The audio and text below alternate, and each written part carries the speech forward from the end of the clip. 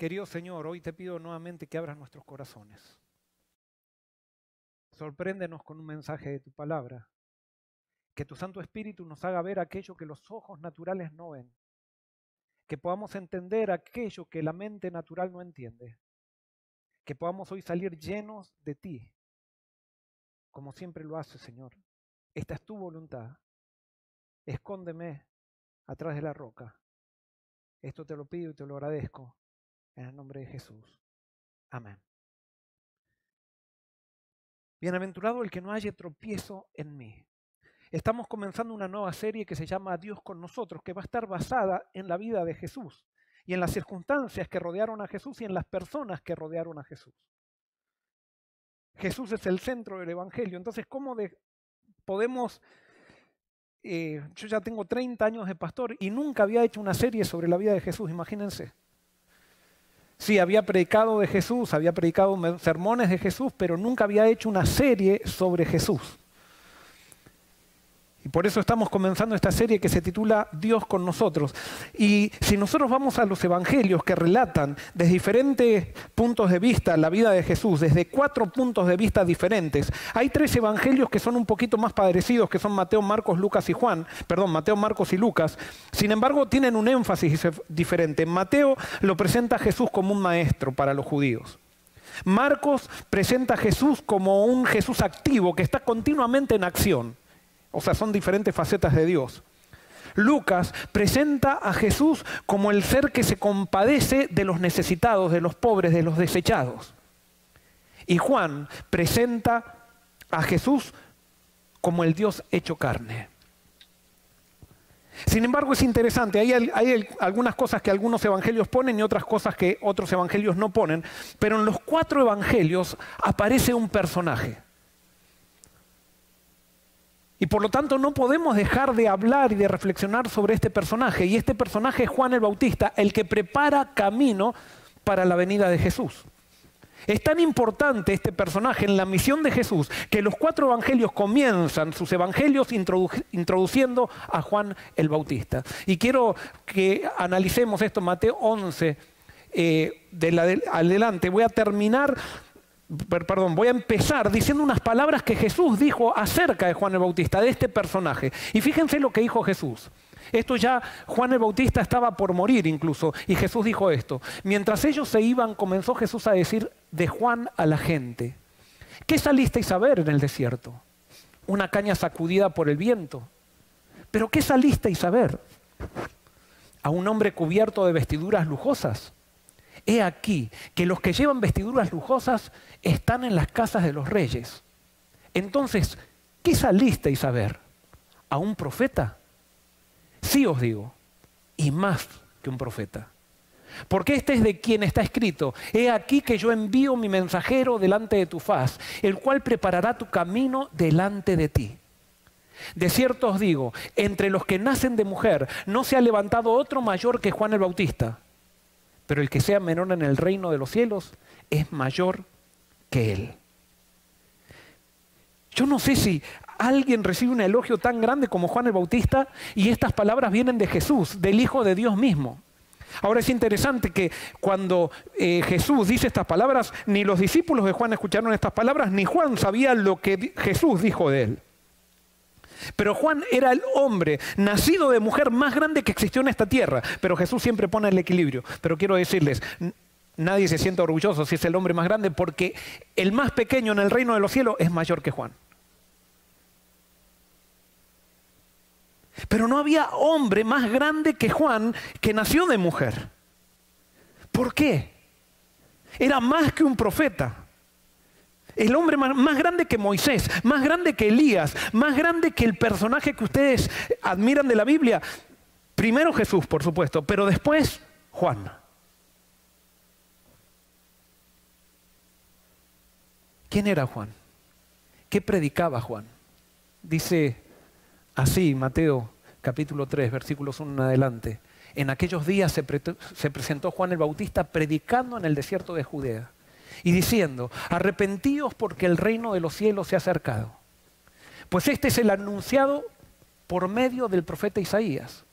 voz de uno que grita en el desierto, preparad camino del Señor, enderezad sus sendas. El mismo Juan tenía el vestido hecho de pelos de camello y un cinto de cuero alrededor de sus lomos, y su comida era langosta y miel silvestre. Y acudían a él de Jerusalén, de toda la Judea y de toda la región de alrededor del Jordán, y eran bautizados por él en el Jordán, confesando sus pecados. ¿Cómo había Juan sabido cuál era su misión? Bueno, sus padres le habían dicho que cuando él estaba por nacer, hubo un anunciamiento que se le hizo a su padre. Pero él tenía que creer por fe eso. Cuando leyó el libro de Isaías y leyó que alguien iba a preparar el camino para el Señor, él creyó en eso y tomó eso para sí. ¿Y saben qué? Esta es mi interpretación. Yo no creo que Juan era el único elegido, pero Juan fue el único que creyó. El único que agarró esas profecías y dijo, estas profecías las voy a hacer mías y yo voy a cumplir esta profecía. Sí, los padres le dijeron que había nacido de una manera, digamos, sobrenatural, porque su madre era vieja ya, como para dar a luz. Sí, eran todos elementos que evidenciaban que Dios tenía un propósito, pero sin embargo él tuvo que creer en eso. Yo creo que si hubiera habido otro que crea y hubiera acompañado a Juan y hubiera mirado para atrás, también hubiera visto cosas sobrenaturales en su vida para mostrar que Dios estaba guiando. Como tú y yo, si queremos aceptar el llamado de Dios, vamos a ver cosas atrás en nuestra vida que fueron sobrenaturales. Pero si nosotros no queremos usar la fe, nuestra vida va a parecer natural. Nuestra vida va a parecer todo por casualidad. Simplemente yo le tengo que dar la dimensión de la fe a mi vida para ver lo sobrenatural que Dios ha hecho conmigo. Y hay algunos que creen y hacen la diferencia y otros que no creen. Juan creyó. Juan creyó y predicó.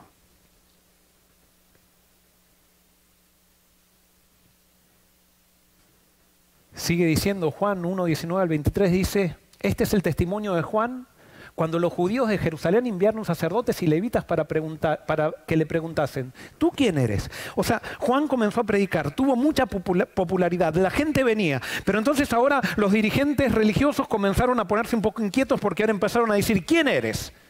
Y fíjense lo que dice el versículo 20. Confesó y no negó, sino que confesó. ¿Por qué hace este énfasis Juan diciendo confesó y no negó, sino que confesó? ¿Por qué? Porque todos pensaban que Juan era el Mesías.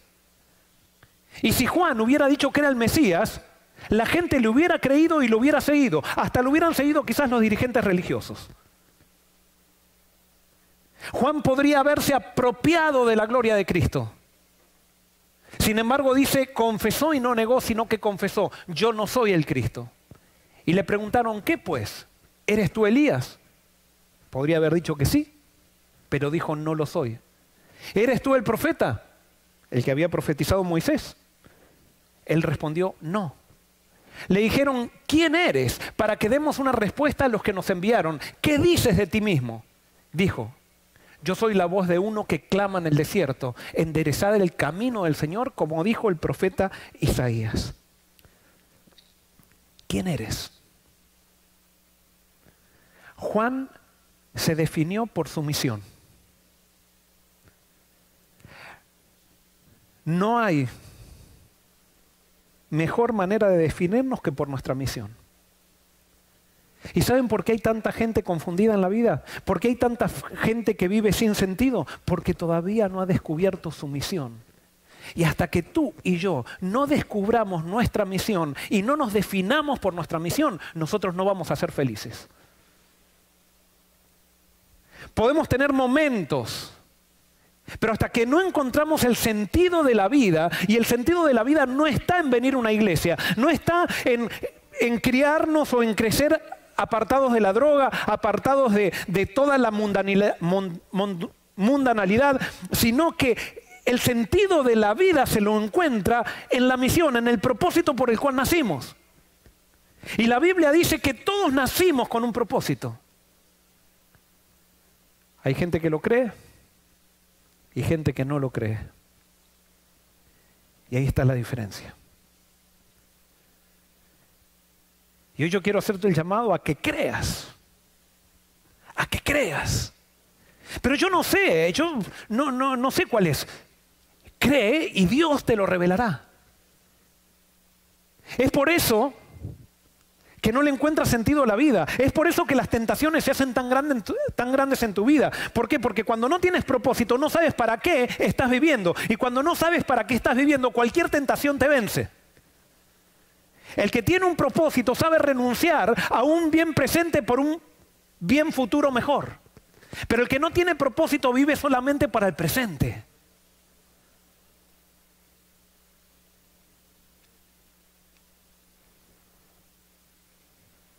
Mateo 3, 13 al 17 dice: entonces Jesús vino de Galilea al Jordán, presentándose a Juan para ser bautizado por él. Mas Juan trataba de impedírselo, diciendo: yo necesito ser bautizado por ti, y tú vienes a mí. Pero Jesús le respondió: permítelo ahora, porque así conviene que cumplamos toda justicia. Entonces se lo permitió. Y Jesús, después que fue bautizado, subió luego del agua. Y aquí que los cielos le fueron abiertos y vio el Espíritu de Dios que descendía como paloma y venía sobre él. Y hubo una voz de los cielos que decía: este es mi Hijo, el amado, en quien he puesto mi complacencia. Juan fue testigo de todo eso. Y ahora veía que su misión se estaba completando. Y Juan estaba lleno de felicidad, a pesar de que no entendía bien quién era. Sabía que era su primo pero nunca se habían encontrado. Pero no sabía tampoco que su primo se iba a manifestar de una forma tan sencilla. Pero al ver la manifestación de Dios, el corazón de Juan se llenó de alegría.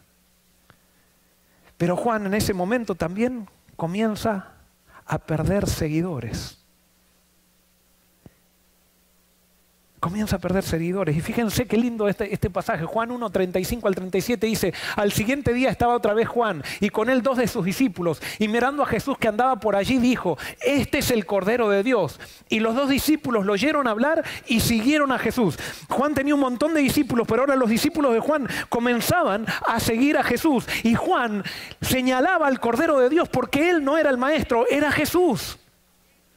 Y él se hacía un paso al costado y decía: era su felicidad ver cómo sus discípulos seguían a Jesús. ¿Cuánto más del espíritu de Juan necesitamos nosotros en el cristianismo? ¿Cuántos celos hay por el predicador aquel, por el predicador aquel, por aquel que predica? ¿Cuántos celos hay por aquel que llena la iglesia, por aquel que bautiza más? Juan era grande porque era chico. Juan era grande porque desapareció de la cena. Y nosotros sabemos lo que pasó después también. Los discípulos de Juan se acercaron porque Jesús dice que los discípulos de Jesús comenzaron a bautizar. Y los discípulos se acercaron a Juan preocupados, los discípulos de Juan. Y le dijeron: maestro, mira, el que tú introdujiste ahora está bautizando y bautiza más que tú. Los discípulos de Juan estaban un poquito inquietos con Jesús. Porque Juan era el predicador de la época. Alrededor de Juan ellos habían encontrado plataforma, habían encontrado proyección. Y ahora se daban cuenta que la gente que seguía a Juan estaba siguiendo a Jesús. Y a Juan la gente lo estaba dejando solo. Y los discípulos de Juan no querían perder todo ese glamour que tenían alrededor de su maestro.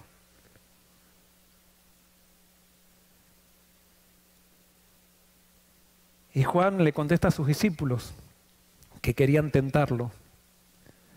Le dice: ¿acaso el amigo del novio no se alegra cuando el novio se casa? Si todos se van con él, gloria a Dios. A él le conviene crecer y a mí disminuir. ¡Qué tremendo! La grandeza del hombre más grande era porque él era el hombre más chico. Porque se desapareció de la escena e introdujo a Cristo.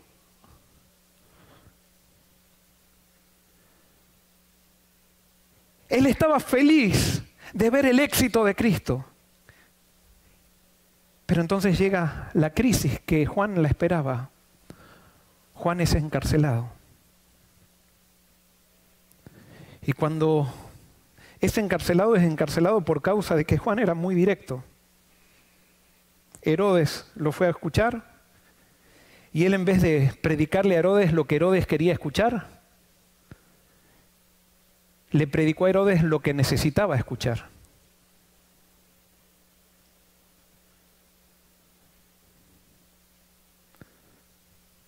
Un predicador verdadero de Dios no predica aquello que la gente quiere escuchar, sino aquello que la gente necesita escuchar. Y el gran problema es que muchas veces lo que necesitamos escuchar no lo queremos oír.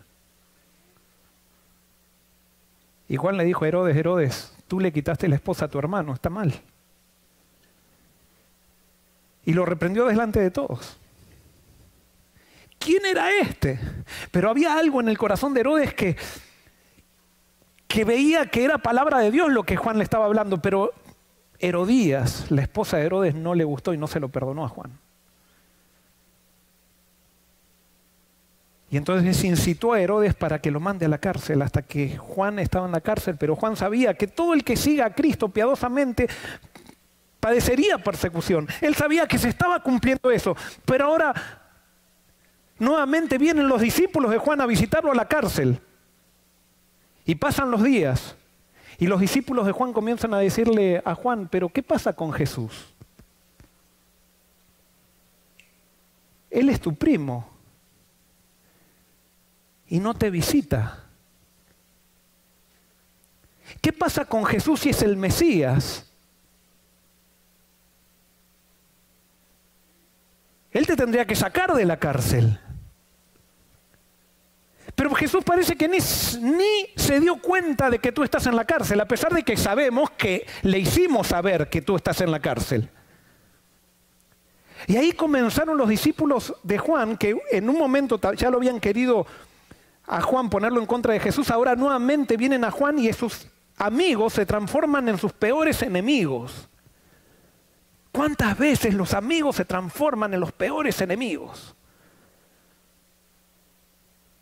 Y te empiezan a presentar el cuadro de una cosa de una manera que tú no la querías ver. Pero ahora empiezan a hablar de esa manera y empiezan a criticar y empiezan a decir ¿por qué no te visitó? ¿Por qué no vino? ¿Por qué esto? ¿Qué lo otro? Y tu cabeza se empieza a inflar y tú comienzas a decir: ¿será que tienen razón? Y ahí el profeta más grande que existió, el hombre más grande que nació de alguna madre, comienza a dudar hasta del mismo Jesús.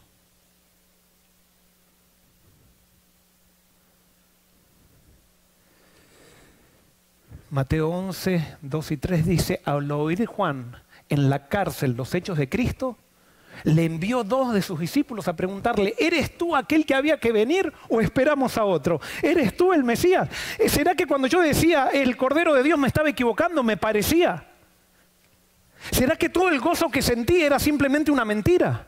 ¿Será que todo era una emoción? Y fíjense lo que dice: al oír Juan en la cárcel los hechos de Cristo. ¿Qué lo desorientaba a Juan? ¿Qué desorientaba al profeta más grande que existió? Al profeta que fue más grande que Elías, más grande que Moisés. ¿Qué lo desorientaba? Los hechos de Cristo. Si hay algo que desorienta a alguien en la vida, es lo que hace Cristo. Y vuelvo a repetir, Dios con nosotros es totalmente diferente a lo que nosotros nos imaginamos. Cuando aparece Cristo en la escena, Cristo se manifiesta de una manera, sus hechos son totalmente contrarios a tu lógica y te llena de confusión, Cristo. Te llena de confusión. Porque sí, aparentemente los amigos de Juan, los discípulos de Juan tenían razón. Cristo podría haberlos visitado. ¿Podría haberlo visitado Cristo? ¿Sí o no? Sí. ¿Podría haberlo liberado Cristo? ¿Sí o no? Sí. Sin embargo, los hechos por sí solos no los podemos analizar por las apariencias. Y Jesús dijo más adelante: ustedes juzgan por las apariencias, yo juzgo por lo que hay que juzgar. Y a nosotros por las cosas que pasan enseguida sacamos conclusiones. Enseguida sacamos que nos desaniman, que empezamos a elucubrar. Y viene la gente y empieza a hablar y empieza a hablar y empezamos a pensar cosas que nos hacen dudar hasta del mismo Cristo.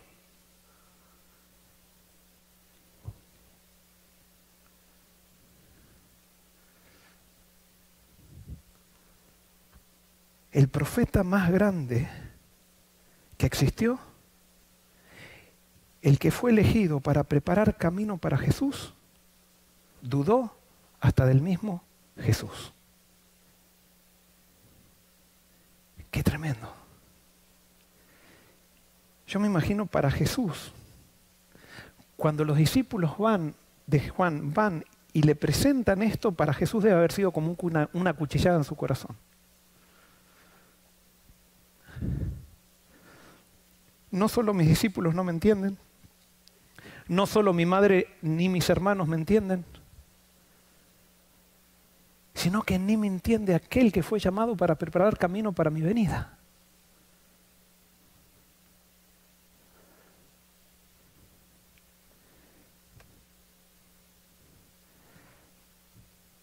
Ahora, qué hermoso que es Dios. ¿Dios el Padre sabía que Juan iba a dudar? Porque si yo hubiera sido Dios el Padre, hubiera dicho, no, Juan, vos vas a dudar alguna vez, así que yo no te voy a elegir a vos. No, hasta el más grande profeta dudó cuando estaba en la cárcel solo.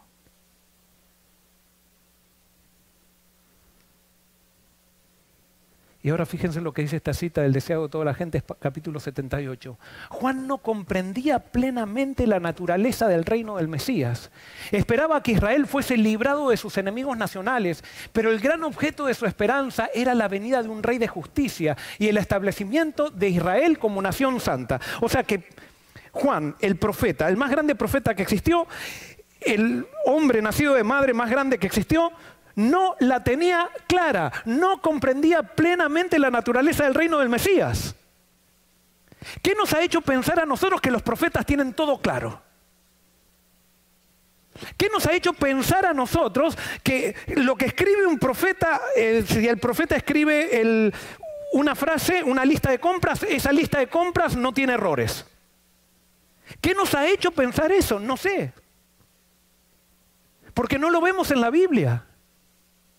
No lo vemos en la Biblia. La inspiración de Dios no hace infalible a una persona y es por eso que Dios puso 66 libros en la Biblia, un diálogo de profetas, porque con un profeta solo no se puede analizar la Biblia.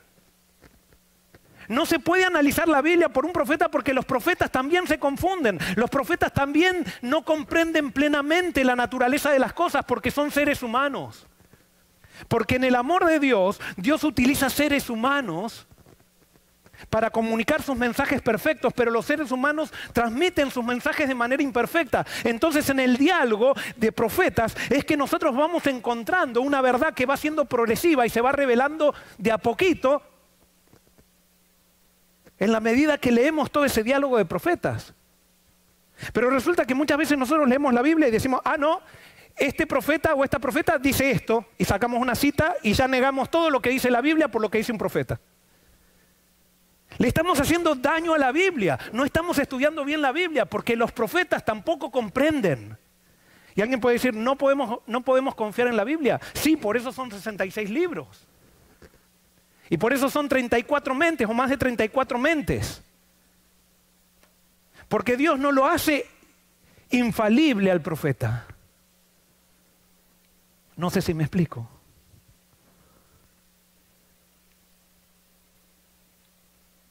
Fíjense lo que dice más adelante el deseado de todas las gentes. Como los discípulos del Salvador, Juan el Bautista no comprendía la naturaleza del reino de Cristo, no la entendía. Él vino a preparar el camino para el reino, predicaba el reino y no entendía el reino. Y no entendía la naturaleza, no entendía la esencia. Y era el más grande profeta. Esperaba que Jesús ocupase el trono de David. Y como pasaba el tiempo y el Salvador no asumía la autoridad real, Juan quedaba perplejo y perturbado. Había declarado a la gente que a fin de que el camino estuviese preparado delante del Señor, la profecía de Isaías debía cumplirse. Las montañas debían ser allanadas, lo torcido enderezado y los lugares escabrosos alisados. Había esperado que las alturas del orgullo y el poder humano fuesen derribadas. Había señalado al Mesías como aquel que tiene el aventador en su mano y que limpiaría cabalmente su era, que recogería el trigo en su alfolí y quemaría el tamo con fuego inextinguible. Como el profeta Elías, en cuyo espíritu y poder había venido Israel, esperaba que el Señor se revelase como Dios que contesta con fuego. ¿Qué esperaba Juan? Que Dios se revelase como Dios que ¿qué? Que contesta con ¿qué? Con fuego. ¿De dónde sacaba esa idea Juan el Bautista? ¿De dónde la sacaba? Del profeta Elías. Y la sacaba del Antiguo Testamento, donde Elías estaba allí en el Monte Carmelo. ¿Se acuerdan? Él vino en el espíritu y el poder de Elías. O sea, él preparó el camino y hizo una diferencia como Elías. Pero quiero decirles algo tampoco. Elías tampoco era perfecto. Elías tampoco la tenía demasiado clara. ¿Cómo? ¿Qué pasó en el Monte Carmelo? ¿Se acuerdan? Estaban divididos, no había llovido por 3 años y medio, y el pueblo de Dios no se definía por Dios. O sea, estaba con Dios, pero con Baal también al mismo tiempo. Entonces no sabían si Dios o Baal. Y entonces Elías convoca a Acab y a todo el pueblo de Israel en el Monte Carmelo. Y les dice algo. Les dice, miren, vamos a hacer lo siguiente. Los sacerdotes de Baal hagan un altar y van a pedir por lluvia. Y si desciende fuego y quema el sacrificio que ellos hacen, quiere decir que Dios está con ellos. Y yo voy a hacer lo mismo. Y si viene fuego del cielo y quema mi sacrificio, quiere decir, o sea, que Dios, mi Dios, es mayor que Baal. Si Baal quema el sacrificio, entonces Baal es mayor Dios. Muy bien, ustedes saben la historia. Los sacerdotes de Baal comienzan a pedir que descienda fuego. ¿Y qué pasa? ¿Qué pasó? Nada. Y yo les hago una pregunta. ¿Qué hace Elías? ¿Qué hace Elías cuando no cae fuego del cielo? ¿Qué hace? Ustedes leyeron la historia. ¿Qué hace? Se burla.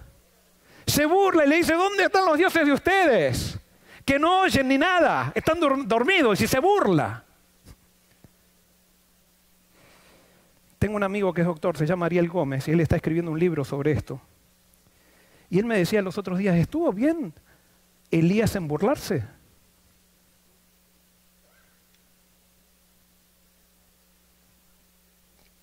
Y él me decía, para mí no. Se equivocó Elías allí. Pero es Elías, el profeta de Dios. Se equivocó. Y después yo me puse a analizar, sí, se equivocó. Les hago una pregunta, ¿Jesús se hubiera burlado de los sacerdotes de Baal? ¿Se hubiera burlado? Jesús no se hubiera burlado. Pero Elías no la tenía clara, no la tenía clara. ¿Y qué pasó? Vamos a ver lo que pasó en el Monte Carmelo. Primero de Reyes, capítulo 18, versículos 36 en adelante, dice, cuando llegó la hora de ofrecer el holocausto, se acercó el profeta Elías y dijo, Jehová Dios de Abraham, de Isaac y de Israel, sea hoy manifiesto que tú eres Dios en Israel, que yo soy tu siervo y que por mandato tuyo he hecho todas estas cosas. Respóndeme, Jehová, respóndeme para que conozca este pueblo que tú, Jehová, eres el Dios y que tú haces que su corazón se vuelva a ti. ¿Tenía un buen espíritu Elías? ¿Su propósito era bueno, sí o no? Sí, era buenísimo el propósito. Ahora, ¿cómo sigue? Entonces cayó fuego de Jehová y consumió el holocausto, la leña, las piedras y el polvo y hasta lamió el agua que estaba en la zanja. Viéndolo todo el pueblo se postraron y dijeron, Jehová es Dios, Jehová es el Dios. Reconocieron todos. De paso eso, Jehová es Dios, Jehová es Dios. ¿Saben qué dijo el pueblo? Eso dijeron, Elías, Elías, porque eso Elías quiere decir Jehová es Dios. Jehová es Dios, dijeron. Entonces Elías les dijo, versículo 40, apresad a los profetas de Baal para que no escape ninguno. Ellos los apresaron y Elías los condujo al arroyo de Sisón y allí los degolló.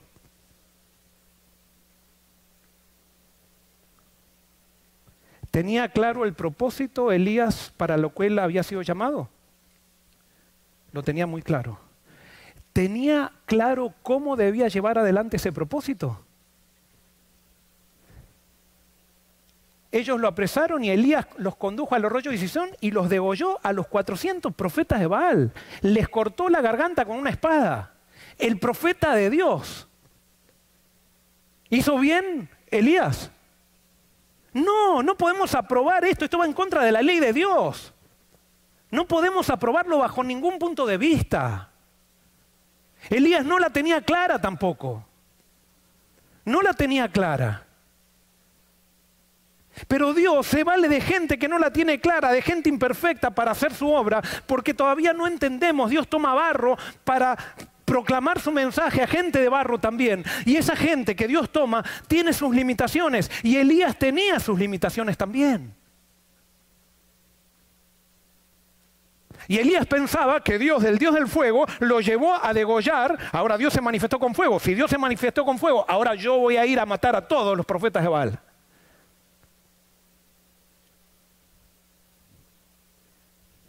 Y el Dios de la Biblia se rodea de toda esa gente imperfecta. Y entonces fíjese cuál fue el resultado.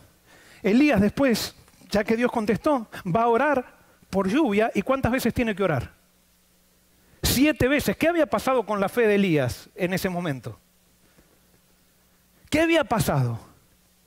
¿Algún problema tuvo Elías porque tuvo que orar 7 veces para que Dios conteste?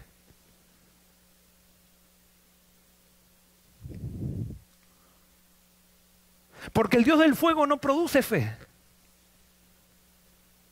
No produce fe. Puede ser que haga que la gente reconozca, pero no produce fe. Y muchas veces cuando nosotros nos centramos en el Dios del fuego, que no entendemos, porque no es que Dios no se manifestó por fuego, sino que la interpretación de Elías del fuego fue errónea con respecto a lo que Dios hacía con ese fuego.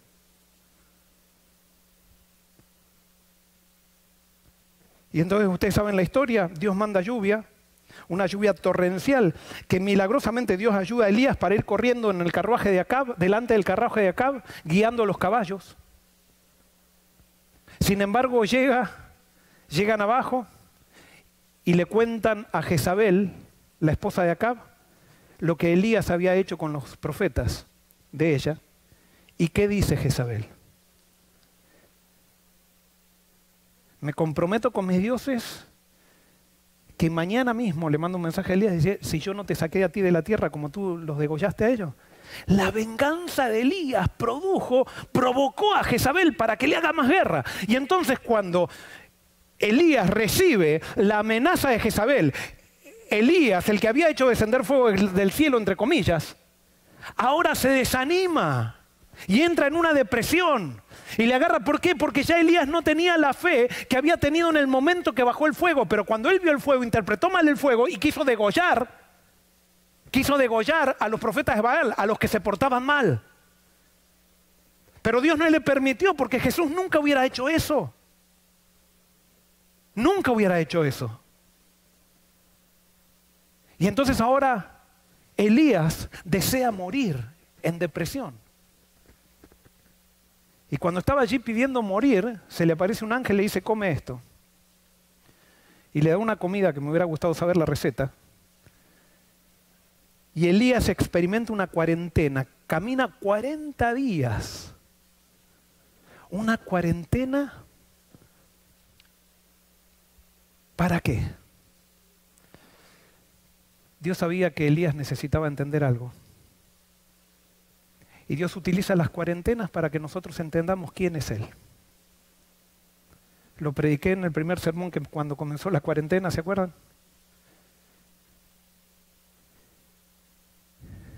Elías todavía no conocía bien quién era Dios. La interpretación del fuego de Elías era una interpretación errónea. Y ahora Dios necesita que 40 días Elías medite. Y así todo, después de 40 días no entendía bien Elías, pero ahora Dios le dice a Elías, bien, ahora te voy a enseñar, Elías. Elías ahora se mete en una cueva, después de caminar 40 días. En 1 de Reyes 19, 8 al 14 dice, y allí se metió Elías en una cueva, donde pasó la noche. Llegó a él palabra de Jehová, el cual le dijo, ¿qué haces aquí, Elías? ¿Qué haces aquí? Tú tendrías que estar allá, predicando donde yo te mandé. Predicando a los pecadores salvación. No, pero Elías había querido predicar fuego. Y sabes qué, cuando tú predicas fuego en el Monte Carmelo puede ser que tengas mucha valentía, pero cuando predicas fuego, el fuego siempre desanima. ¿Qué haces aquí, Elías? Versículo 10. Él respondió, he sentido un vivo celo por Jehová. Quiero que haya una reforma en la iglesia, quiero que haya una reforma en el pueblo de Dios.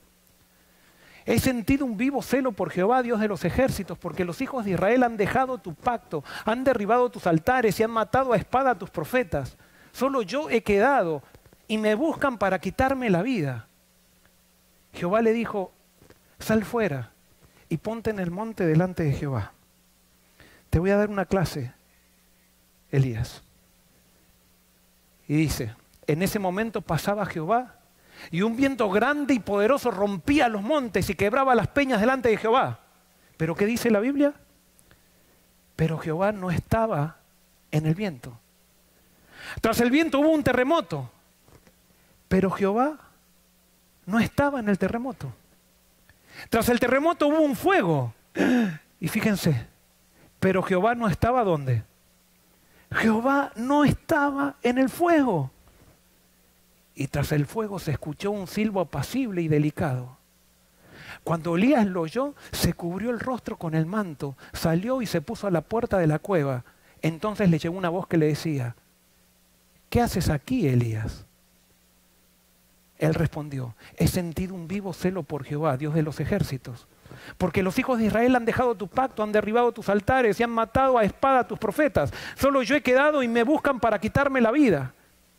Y Jehová le dijo, ve, vuelve por el mismo camino hacia el desierto de Damasco.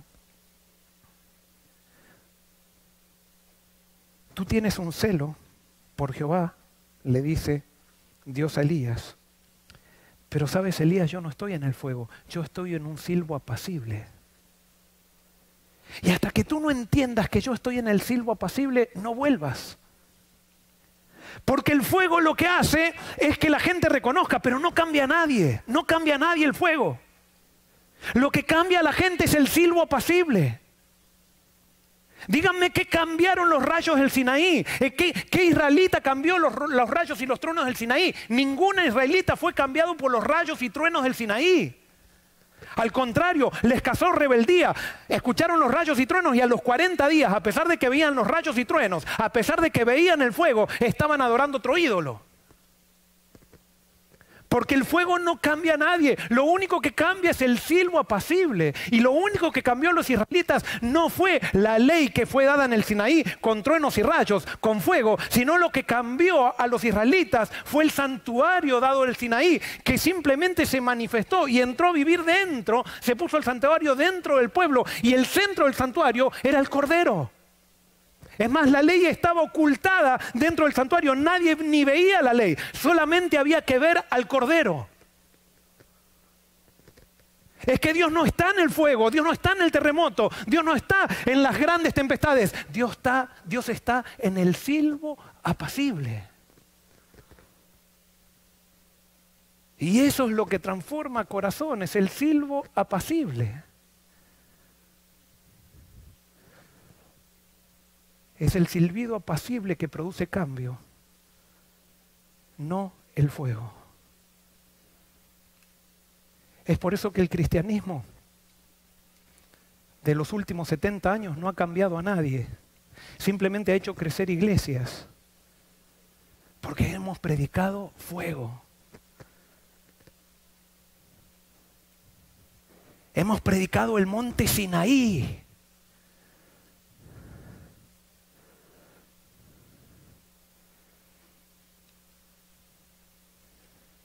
Y vuelvo a Juan el Bautista.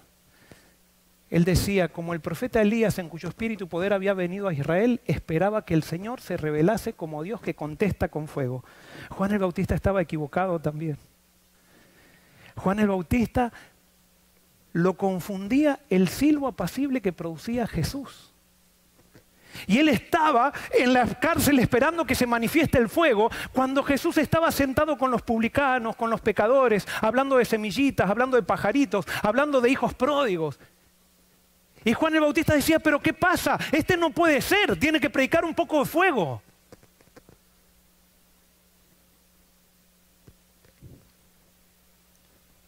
Y sigue diciendo la cita del deseado de todas las gentes. En su misión, el Bautista se había destacado como un intrépido reprensor de la iniquidad, tanto entre los encumbrados como en los humildes. Había osado hacer frente al rey Herodes y reprocharle claramente su pecado. No había estimado preciosa su vida con tal de cumplir la obra que le había sido encomendada. Y ahora desde la mazmorra esperaba ver al león de la tribu de Judá derribar el orgullo del opresor y librar a los pobres y al que clamaba. Pero Jesús parecía conformarse con reunir a los discípulos en derredor suyo y sanar y enseñar a la gente. Comía en la mesa de los publicanos, mientras que cada día el yugo romano pesaba siempre más sobre Israel. ¿Qué fue lo que confundió a Juan el Bautista? El silbo apacible de Jesús. ¿Y qué es lo que te confunde a ti y a mí? Es el silbo apacible de Jesús. Porque Jesús no está en el fuego. Jesús está en el silbo apacible de su amor. Todo esto parecía un misterio insondable al profeta del desierto. Fíjense que el profeta no entendía todo. Había horas en las que los susurros de los demonios atormentaban su espíritu y la sombra de un miedo terrible se apoderaba de él. ¿Podría ser que el tan esperado libertador no hubiese aparecido todavía? ¿Qué significa entonces el mensaje que él había sido impulsado a dar? Juan había quedado acerbamente chasqueado del resultado de su misión. No, Juan ahora, como no podía entender a Jesús, estaba chasqueado con su misión. Y ahora quiero hablarte a ti que terminaste tu ministerio, especialmente aquel pastor jubilado que pensaba que Cristo iba a venir en sus días, aquel pastor jubilado que dio todo en su vida para que haya una reforma en la iglesia, para que la gente realmente viva para Dios. Y tú piensas que te jubilaste y todavía Dios no se manifestó con el fuego que tú pretendías que se manifieste. No, es que Dios se está manifestando con un silbo apacible que tú no lo escuchas. Dios está obrando. Pero cuando Dios está obrando, no está obrando en manera general, está obrando en un individuo aquí, en un individuo allá. Y Dios está formando un movimiento final que no se va a ver ahora. No se va a ver con fuego. Sí, en esta pandemia hay personas que aprovecharon esta pandemia. Y con esto no estoy condenando a los que no la aprovecharon. Y si tú no la aprovechaste, gloria a Dios, estás hoy aquí. Pero gente que aprovechó esta pandemia para conocer mejor a Dios. Y otra gente que aprovechó esta pandemia para quejarse y criticar simplemente porque las cosas no se hacen como siempre. Gente que quería seguir con fuego, pero el fuego no transforma a nadie. Es el silbo apacible el que transforma. Y es por eso que sí, Dios está levantando un movimiento.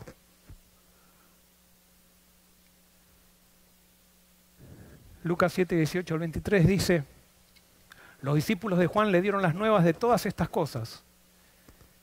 Y llamó Juan a sus 2 discípulos y los envió a Jesús para preguntarle, ¿eres tú el que había de venir o esperamos a otro? Cuando pues los hombres vinieron a él, le dijeron, Juan el Bautista nos ha enviado a ti para preguntarte, ¿eres tú el que había de venir o esperamos a otro?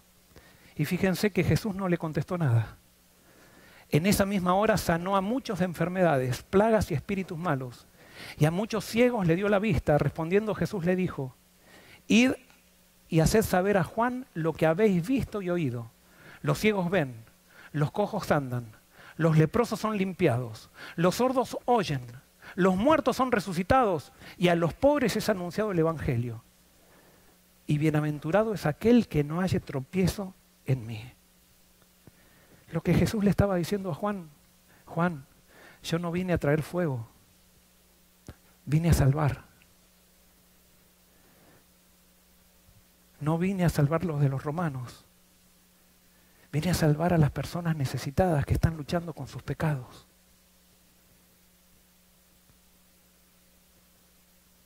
Y Jesús dice, bienaventurado, le dice el profeta más grande, aquel que no haya tropiezo en mí. O sea que el profeta más grande estaba por tropezar con Jesús. Porque Jesús puede ser una roca de salvación o una piedra de tropiezo.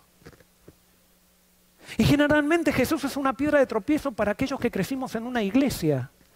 Y nos han llenado la cabeza de orgullo pensando que somos mejores porque otros no, o sea, hemos desarrollado ciertas tradiciones, ciertos hábitos.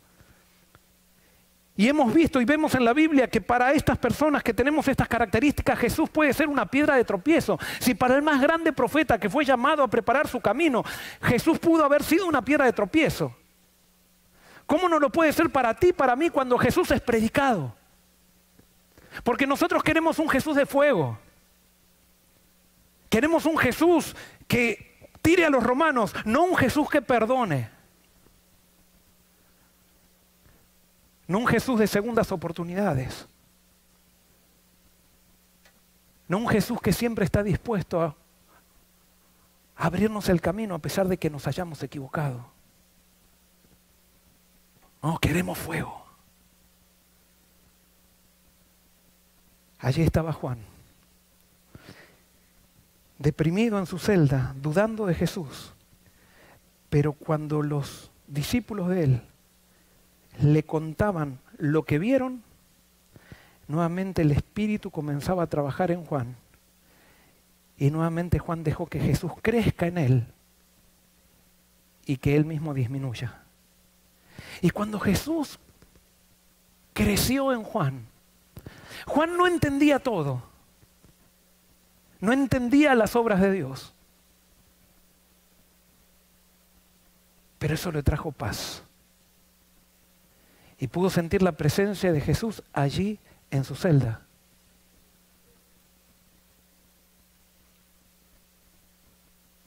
Allí Juan pudo entender lo que diría Pablo después. Sabemos que a los que aman a Dios, todas las cosas le ayudan a bien. Todas las cosas que es, todas las cosas. Y alguien me puede decir, sí, vamos a darle este consuelo a Juan. Dile a Juan que todas las cosas le ayudan a bien y él te va a contestar con su cabeza desde una bandeja. Sí, es verdad. La cabeza de Juan en pocos días estaría en una bandeja. Sin embargo, Dios tenía una sorpresa para Juan, que Juan no la sabía. ¿Qué era lo que le molestaba a Juan de estar en la cárcel? Lo que le molestaba a Juan en la cárcel era que su sueño había sido acompañar a Jesús. Él no quería tomar el lugar de Jesús como siempre lo había demostrado, pero tan siquiera poder hacer obra con Él, poder estar junto con Él y mirando lo que Él hacía. Pero sin embargo, Dios permite, o Jesús permite que Él vaya a una cárcel y Jesús sigue haciendo la obra y Él queda solo en una cárcel. Ese era el sueño de Juan, no estaba pidiendo nada malo, estaba pidiendo acompañar a Jesús en su obra. Y por eso ahora parecía todo injusto, como puede ser que en tu vida muchas veces parecen las cosas injustas. Tú has dado todo por Dios y parece que Dios te deja solo. Parece que Dios no te da el privilegio de mirar los resultados de tu obra, de la obra que hizo a través tuyo. Pero ¿sabes qué? Todas las cosas a los hijos de Dios le ayudan a bien. Juan no tenía entendido lo que Dios tenía preparado para él. ¿Y qué tenía preparado Dios para él? A pesar que no lo dice literalmente la Biblia, yo te puedo decir cómo terminó la experiencia ministerial de Juan. Mateo 27, 51 al 53 dice: entonces el velo del templo se rasgó en dos, de arriba abajo. La tierra tembló y las rocas se partieron. Esto fue en la muerte de Jesús. Los sepulcros se abrieron y muchos cuerpos de santos que habían dormido se levantaron. Y después que Él resucitó, salieron de los sepulcros, entraron en la santa ciudad y aparecieron a muchos. ¿Quién estaba entre estos santos? La Biblia no lo dice, pero yo estoy seguro, conociendo quién es Dios y quién es Jesús, el Dios que me muestra a Jesús en la Biblia, el que estaba entre estos santos era Juan el Bautista. Y Juan el Bautista no simplemente tuvo la oportunidad o el privilegio de mirar cómo Jesús hacía milagros, cómo Jesús sanaba a los ciegos, cómo Jesús sanaba a los enfermos, cómo Jesús resucitaba a los muertos, sino que Juan tuvo la oportunidad de testificar junto con Jesús cuando Jesús resucitó. Y no solamente eso, porque Dios no iba a levantar a estos santos para volverlos a morir, sino que Juan es llevado al cielo como una de las primicias que garantizan que todos iremos al cielo con Jesús. Ese es el Dios de la Biblia, que muchas veces cuando se manifiesta en silbido y en un silbido apacible nos confunde, pero tiene un plan. Y en esta mañana, quiero terminar hablándole a dos personas de la iglesia. Jorge Acosta, que no lo conozco, y a Francisco Capellán. En este momento, quizás no sé si me estarán escuchando, pero ellos están en un momento donde posiblemente parece que los sueños que tenían para con Dios no se los está permitiendo vivir, pareciera. Yo simplemente quiero decirles, no dejen que las obras de Cristo les hagan dudar de Él.